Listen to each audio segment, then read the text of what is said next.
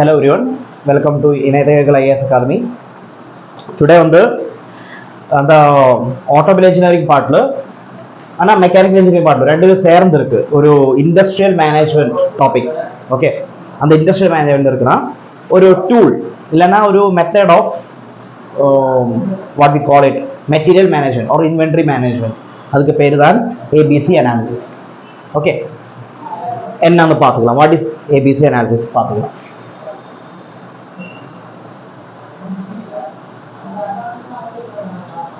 முதல்ல what is inventory? இன்வென்ட்ரினா என்னது? இன்வென்ட்ரினா அது வந்து நீங்கள் வந்து ஒரு பென்சில் மேனுஃபேக்சரிங் கம்பெனி நினச்சிருக்கோம். அந்த பென்சில் மேனுஃபேக்சரிங் கம்பெனிக்கு வந்து இன்வென்ட்ரினா அந்த would, graphite, machines, tables, use பண்ண பென்ஸ், அந்த machinery, tools, grinding, every machines எல்லாமே வந்து இன்வென்ட்ரிக்குள்ளே வரும். ஓகே, ஆனால் பேசிக்காக வந்து இன்வென்ட்ரிக்கு அந்த ப்ராடக்ட்டுக்கு என்ன எல்லாம் ரா மெட்டீரியல்ஸ் இருக்கும், இல்லைன்னா இந்த ஃபினிஷ்டு மெட்டீரியலுமே வந்து இன்வென்ட்ரி தான் வரும். ஓகே, அப்போ அந்த graphite, let graphite means wood, அதே மாதிரி அந்த கலரிங் பெயிண்ட்ஸ் எல்லாமே வந்து அந்த இன்வென்ட்ரியில் வரும். என்னெல்லாம் மெட்டீரியல்ஸ் அங்கே ஸ்டோர் பண்ணணும், அதுதான் இன்வென்ட்ரி. ஓகே, இங்கே வந்து பார்த்தா what is inventory? Inventory management என்னது? இவ்வளோ இன்வென்ட்ரி இருக்கு உங்கள் கையில், இந்த மாதிரி நிறைய வுட்டு, டைப்ஸ் ஆஃப் வுட்டு, அந்த மாதிரி நிறைய இருக்குது. How to manage it effectively? எதுக்கு? To minimise loss. ஓகே, இந்த material procurement or material buying, purchase, அந்த ப்ராசஸ் வந்து காஸ்ட்லியாக இருக்கும். அந்த மெயின் எக்ஸ்பென்சிவ் வந்து அது ஒரு மேஜர் ஃபேக்டர். அதனால இது வந்து மேனேஜ் பண்ணதான் உங்களுக்கு ஒப்டிமைஸ் பண்ண முடியும் அந்த பர்ச்சேஸ் பிசினஸ். ஓகே, அப்ப இங்க வந்து பார்த்தா ஹவு டு மேனேஜ், அதுக்காக தான் இந்த ஏபிசி அனாலிசிஸ் யூஸ் பண்றேன். Inventory means the detailed list of movable goods such as raw materials in process, semi finished products, finished products, general supplies, equipments எல்லாமே வந்து இன்வென்ட்ரிக்குள்ள வரும். ஆனா பர்சன்ஸ் வராது. ஓகே, நீங்க வந்து அந்த மேனேஜர் உட்கார்ந்து இருக்கணும், அந்த டேபிள், சேர், அந்த சோஃபா எல்லாம் வந்து இன்வென்ட்ரிக்குள்ள வரும். ஓகே, எதுக்கு இன்வென்ட்ரி கரெக்டாக மேனேஜ் பண்ணோம் அப்படின்னா, அந்த ரா மெட்டீரியல்ஸ் பற்றி பார்த்தா அந்த ரா மெட்டீரியல்ஸோட சப்ளை ஸ்டாப் ஆயிடுச்சுன்னா you will not be able to produce, நம்ம பிஸ்னஸ் ஸ்டாப் ஆயிடும். அதனால வந்து இன்வென்ட்ரி மேனேஜ்மெண்ட் வந்து ரொம்ப கிரிட்டிக்கல். கரெக்டாக அந்த ப்ரொடக்ஷன் கேப்பபிலிட்டி எவ்வளோ இருக்குது அதுக்கு கரெக்டான, அதுக்கு கரஸ்பாண்டிங்கான எல்லா ரா மெட்டீரியல்ஸும் எவ்ரி டைம் அவைலபிளாக இருக்கும். சர்ப்ளஸ் கூட ப்ரொடக்ஷன் வேணும்னா அதுக்கும் அவைலபிளாக இருக்கும். அதுதான் இன்வென்ட்ரி மேனேஜ்மெண்ட். எவ்வளோ அந்த ஸ்டாக் வைக்கணும், அந்த வுட் எவ்வளோ வேணும், ஒரு நாளுக்கு இவ்வளோ பென்சில் ஆகுது, அதனால வந்து இவ்வளோ வுட் வேணும், இவ்வளோ கிராஃபைட் வேணும், அந்த மாதிரி ஒரு மேனேஜ்மெண்ட், அதுக்கு பேர் தான் இன்வென்ட்ரி மேனேஜ்மெண்ட். நெக்ஸ்ட் வந்து ஸ்டாக் அண்ட் நான் ஸ்டாக் ஐட்டம்ஸ். ஸ்டாக் ஐட்டம், ஸ்டாக்னா என்னது? நீங்க வந்து ஸ்டாக் பண்ணுவாங்க, அது வந்து உங்களுக்கு தெரியும் இந்த மாதிரி இதுதான் வேணும், நமக்கு ரா மெட்டீரியல்ஸ் இதுதான் வேணும், அந்த மாதிரி உங்களுக்கு ஒரு ஐடியா இருக்குது. அந்த டைம்ல you can call it as stock items. உங்களுக்கு தெரியும் நெக்ஸ்ட் மந்த்துக்கு இவ்வளவு வுட் வேணும், வாங்கி வச்சிருக்கோம், ஸ்டாக் பண்ணியாச்சு. தென் வாட் இஸ் நான் ஸ்டாக்? நான் ஸ்டாக்னா பிளான் பண்ண முடியாது முன்னாடியே, திடீர்னு நீடு வந்தாச்சு. ஓகே, அப்போ அந்த டைம்ல பர்ச்சேஸ் பண்ண ஐட்டம்ஸ், பர்ச்சேஸ் பண்ணி எடுத்து வைக்கிற ஐட்டம்ஸ், அதுக்கு பேரு நான் ஸ்டாக் ஐட்டம்ஸ்.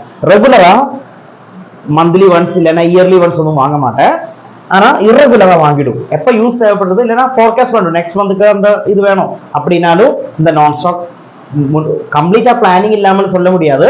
ஆனா ரெகுலரா யூஸ் இல்லை அப்படின்னா நான் ஸ்டாக் ஐட்டம்ஸ், அதை பற்றி கவலைப்பட தேவையில்லை. இந்த ஏபிசி அனாலிசிஸ்க்கு ஸ்டாக் ஐட்டம் தான். ஏபிசி அனாலிசிஸ் ஸ்டாக் ஐட்டத்தோட மேனேஜ் பண்றதுக்காக ஒரு டூல்னு சொல்லிடலாம்.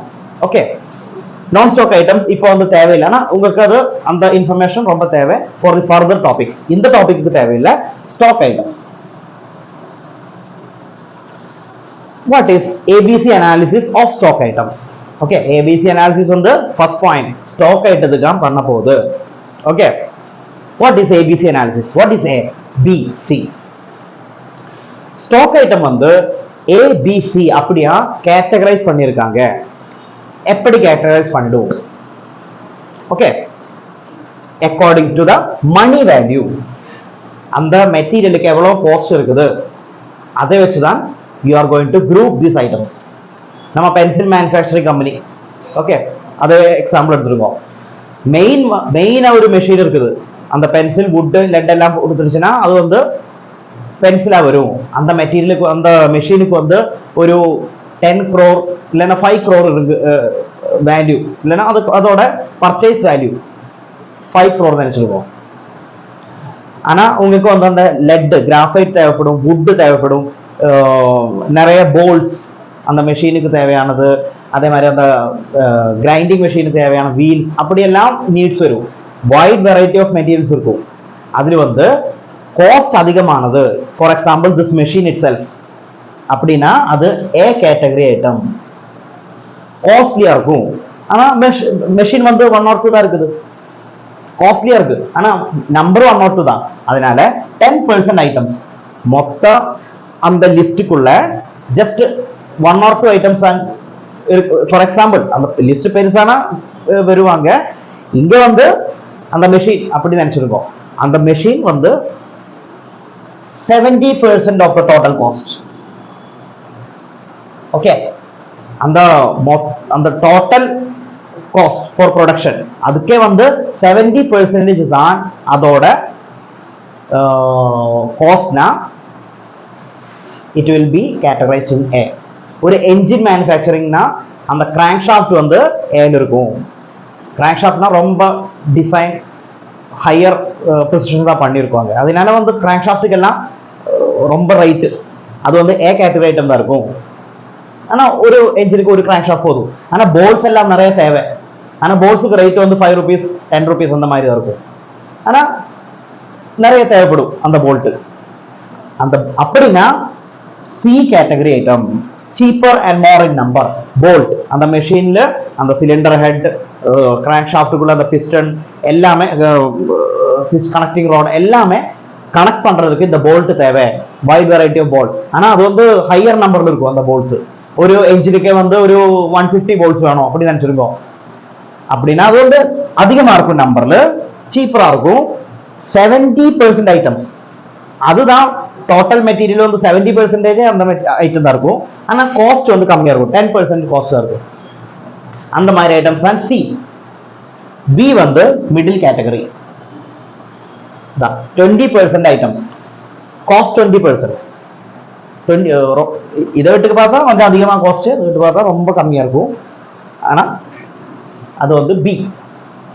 அப்படி அந்த ஏ பி சி அப்படியே கேட்டகரைஸ் பண்ணியிருக்காங்க. ஏன் கேட்டகரைஸ் பண்ணியிருக்காங்க? ஏ கேட்டகரினா எப்போ வாங்கணும், எப்போ தேவைப்படும், அது வாங்குறதுக்கு எவ்வளோ காஸ்ட் ஆகுது, ஒரு ஆர்டரிங் காஸ்ட், பர்ச்சேஸ் காஸ்ட் எல்லாம் இருக்குது. உங்களுக்கு தெரியும் நினைக்கிறேன். அது வந்து இண்டஸ்ட்ரியல் மேனேஜ்மெண்ட் சப்ஜெக்ட் வரும்போது டீட்டெயிலாக பார்த்துக்கலாம். இங்கே வந்து பார்த்தா ஆர்டரிங் காஸ்ட். நீங்கள் வந்து ஒரு மெட்டீரியல் வந்து ஆர்டர் பண்ணுறதுக்கு உங்களுக்கு ஒரு காஸ்ட் இருக்குவாங்க. நீங்க வந்து ஒரு 10 வாட் ஆர்டர் பண்ணினா ஒரு கிராங்க் ஷாஃப்ட் வந்து 10 times ஆர்டர் பண்ணியாச்சு, இல்லைன்னா ஒரு பிஸ்டன் வந்து 10 times ஆர்டர் பண்ணியாச்சு. ஆர்டரிங் காஸ்ட் வந்து 5 rupees அப்படின்னா உங்களுக்கு 50 rupees ஆயிடுச்சு. ஆனா நீங்க வந்து அந்த 10 பிஸ்டனுமே 1 பேட்சா ஆர்டர் பண்ணியாச்சு. I want 10 pistons. அந்த டோட்டல் காஸ்ட் வந்து 5 ஆயிடுச்சு. அப்படி அந்த ஆர்டர் காஸ்ட் கம்மி பண்ணுவாங்க. அது அப்படின்னா 10 pistons தேவைப்படும். அந்த மாதிரி ஃபோர்காஸ்ட் வைக்கணும்.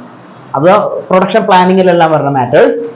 அதனால இங்கே வந்து பார்த்தா ஏபிசின்னு கேட்டகரைஸ் பண்ணும்போது இதெல்லாம் மைண்ட் இருக்கும்.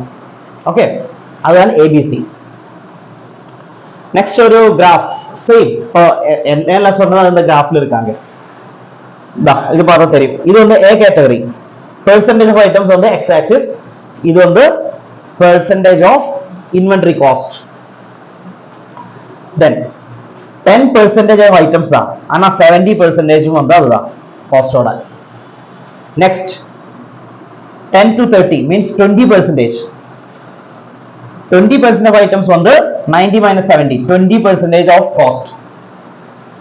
Next C. சினா இந்த டிஃபரன்ஸ் இங்க இருந்து எடுக்க கூடாது. we have already counted this. அதனால சினா from 30 to 100 70% ஐட்டம்ஸ். ஆனா காஸ்ட் வந்து 10%. இது அப்படிதான் அனலைஸ் பண்ணணும்.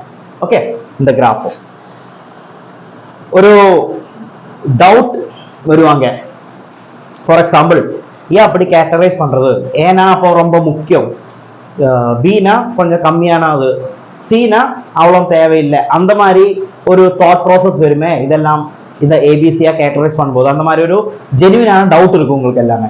ஆனா அதுக்கு ஒரு எக்ஸாம்பிள் சொல்லிடலாம். உங்களுக்கு வந்து அந்த ஒரு போல்ட் இருக்காங்க, இல்ல அப்படியே வேண்டாம், ஒரு எப்படி சொல்லுவாங்க, ஒரு பிஸ்டன் ரிங் இருக்குது. ஓகே, கம்பேரிட்டிவ்லி அந்த ஏ கேட்டகரி ஐட்டத்தை எல்லாம் கம்பேர் பண்ணா அது வந்து கம்மியா இருக்கும், பிலோ சிலோ தான் வரும்.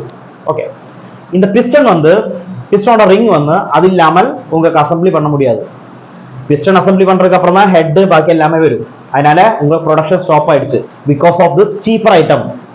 ஒரு சீப்பர் ஐட்டம் அந்த பிஸ்டன் ரிங், ஆனா ஒரு சீப்பர் ஐட்டத்துக்காக நீங்க வந்து ப்ரொடக்ஷன் ஸ்டாப் பண்ணியாச்சு, உங்க பிசினஸ் எல்லாம் எஃபெக்ட் ஆயிடுச்சு.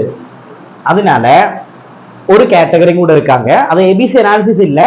ஏபிசி அனாலிசிஸ் சொல்லும் போது இந்த டவுட் கிளியர் பண்றதுக்காக சொல்றேன். Vital, essential, desirable.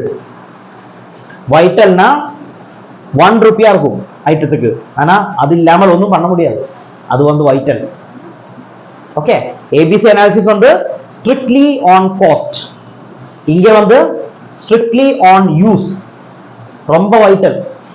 ஒரு போல்ட் இருக்காங்க அங்க, அந்த போல்ட் இல்லைன்னா அவ்வளவுதான், அப்படியெல்லாம் சொல்லுவாங்க ப்ரொடக்ஷன் யூனிட்ல. அந்த மாதிரி ஐட்டம்ஸ் தான் வைட்டல். அப்ப இந்த போல்ட் வந்து 5 ரூபீஸா இருக்கும், ஆனா வைட்டல் தான் இருக்கும். சில ஐட்டம்ஸ் வந்து கொஞ்சம் அதிகமா இருக்கும், எப்படின்னா ஒரு ஹை காஸ்டான ஐட்டா இருக்கும், ஆனா அது இல்லைனாலும் ஒர்க் அரவுண்ட் இருக்குவாங்க, வேற ஏதாவது பண்ணிட்டு போட்டுக்கலாம், அதனால ப்ரொடக்ஷன் ஸ்டாப் ஆகாது. அந்த மாதிரி ஐட்டம்ஸ் வந்து எசென்ஷியல் ஆர் டிசைரபிள். டிசைரபிள்னா இல்லைனாலும் பரவாயில்ல, இருந்தா பெட்டர். எசென்ஷியல்னா வேணும், ஆனா அவ்வளோ வைட்டல் சொல்ல முடியாது. யூ கேன் டூ சம்திங், வேற ஒரு இடத்துக்கு போயிட்டு மெஷின் பண்ணி கொண்டு வரலாம், அந்த மாதிரி எல்லாம் பண்ணிக்கலாம். ஆனா வைட்டல்னா அப்படியே ஸ்டாப் ஆயிடுச்சு ப்ரொடக்ஷன், அந்த மாதிரி ஐட்டம்ஸ் வைட்டல் வரும். இது வந்து ஏபிசி மாதிரி வைட்டல், எசென்ஷியல், டிசைரபிள் அந்த ஒரு கேட்டகரி கூட இருக்காங்க. அப்ப ஒரு மெட்டீரியலுக்கு வந்து ஏ கேட்டகரியில் இருக்கும், பட் மேபி டிசைரபிளா இருக்கும். சில மெட்டீரியல் வந்து சி கேட்டகரியில் இருக்கும், ஆனா ஒயிட்ல இருக்கும். ஓகே, அதுதான் அதோட எல்லாம் மீனிங். ஓகே, இங்க வந்து இந்த இன்வென்டரி மேனேஜ்மெண்ட், இந்த மேனேஜ் பண்றதுக்கு நீங்க வந்து கேட்டகரைஸ் பண்ணணும். எங்க அந்த மேனேஜ்மெண்ட் இருந்தாலும் you have to classify your things, அதுக்கப்புறம் தான் மேனேஜ்மெண்ட் ஆரம்பிக்கணும். அதனால ஏபிசி வந்து கொஞ்சம் எல்லா இடத்துலையும் யூஸ் பண்ணுவாங்க, கவர்மெண்ட் செக்டர்ஸ் எல்லா இடத்துலையும் இருக்கும் இந்த ஏபிசி கேட்டகரி. மீன்ஸ் அந்த ப்ரொக்யூர்மெண்ட் சைடில் அவருக்கு தான் தெரியுது எல்லாமே, ஆனா அந்த ப்ரொடக்ஷன் சைடில் இருக்கிறவருக்கு அவ்வளோ நாலேஜ் இருக்காது. ப்ரொக்யூர்மெண்ட் சைடில் இருந்தா, இண்டஸ்ட்ரியல் மேனேஜ்மெண்ட் சைடில் இருந்தா இதெல்லாம் ரொம்ப முக்கியமான டூல்ஸ். ஓகே ஓகே, இந்த தேய்க்கு அவ்வளோதான். இந்த ஏபிசி அனாலிசிஸ் வந்து அதுக்கு வாட் யூ கால் ரிலேஷன் இருக்குன்னா நிறைய கான்செப்ட்ஸ் வேற இருக்காங்க, அது வந்து அந்த கிளாஸ்ல டிஸ்கஸ் பண்ணிக்கலாம். Hope you have understood on this. எனவே அடுத்த வீடியோவில் பார்க்கும் வரைக்கும் take care, good bye, thank you.